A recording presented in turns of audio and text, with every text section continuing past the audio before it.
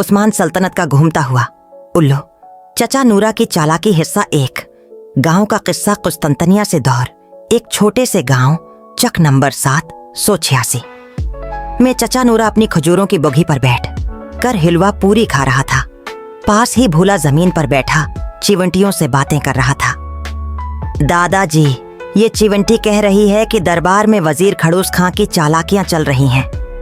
चचा नूरा ने दांतों में दही जमा कर कहा, पुत्र, चिवंटियों की खबरें सच होती हैं। चलो हमें भी बादशाह सलामत को याद दिलाना है कि असली वफादार राया कौन है। अचानक एक उल्लू की हू गूंजी। ये उल्लू आम नहीं था, ये था चाचा गुगू, जादुई उल्लू, जो नूरा के दादा के जमाने से सल्तनत की पोशीदा खबरें देता आया था। गुगू ने अपनी गर्दन 360 दर्जे घमाई और बोला, नूरा, खड़ूस खां ने बादशाह को वर्गलाया है कि रियाया टैक्स नहीं दे रही। बादशाह सबकी जमीन जब्त करने वाला है। नूरा ने ताली मार के कहा, ओए भोला, बघी तैयार कर, दरबार में चुटकुला मारने का वक्त आ गया है। हिस्सा 2।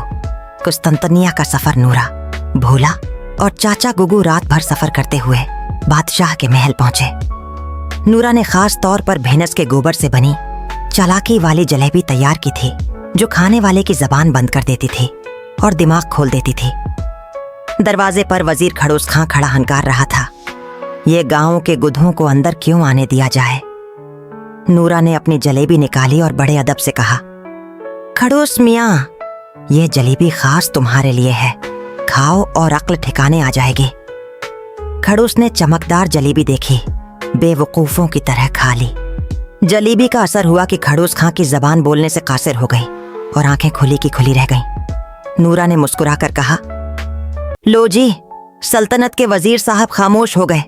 अब बादशाह सलामत के सामने हक की बात होगी। हिस्सा 3। दरबार में चकर सुबह सवेरे दरबार लगा।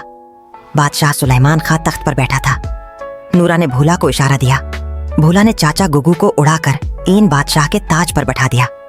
बादशाह चौंक कर बोला, ये उल्लू किस गुस्ताखी से मेरे ताज पर बैठा? चाचा गुगू ने आंखें झपकाकर कहा, बादशाह सलामत, ताज पे बैठने वाले सब अक्लमंद नहीं होते, बात सिर्फ चोंच तेज करते हैं। पूरा दरबार खामोश हो गया। बादशाह ने मुस्कुराकर नूरा से कहा, बता नूरा, तेरे उल्लू को दरबार में बैठने की जुर्रत कहां से मिली? नूरा ने सिर झुकाकर कहा, हुजूर, उल्लू ने कहा था कि यहां अक्ल की ज्यादा है। जरूरत है और वो उल्लू ही समझा सकता है जो अंधेरे में देखता है। बादशाह ने खड़ूस खां की तरफ देखा, जो जबान खोले चुप खड़ा था। हिंसते हुए बोला, लगता है तेरे जलेबी ने वजीर को भी उल्लू बना दिया। हिस्सा 4। सल्तनत का फैसला। बादशाह ने हुक्म दिया, नूरा, अगर तेरे पास सल्तनत के लिए कोई दानिशमंदाना तजवीज है तो बयान कर, वरना दरबारियों की तरह तुम भी चुप रहोगे। नूरा ने कहा, बादशाह सलामत, सल्तनत अवाम के दम से है। अगर दरबारी घी खा के सिर्फ वाह वाह करेंगे तो सल्तनत कमजोर होगी। बेहतर है कि हर गांव का एक सच्चा किसान हर महीने दरबार में अपनी बात कहे। चाचा गुगू ने भी हू करके कहा, वरना उल्लू को भी वजीर बनाना पड़ेगा। बादशाह ने कहका लगाया और बोला, तेरे उल्लू की बात में वजन है। आज से हर गांव का नूरा हमारे मुशीर होंगे। और खड़ूस खां, जा नूरा के कदमों की खाक सौंग, शायद तेरी अक्ल जाग जाए। खड़ूस खां बेचारा जबान बंद किए सर हिलाता रहा। हिस्सा 5।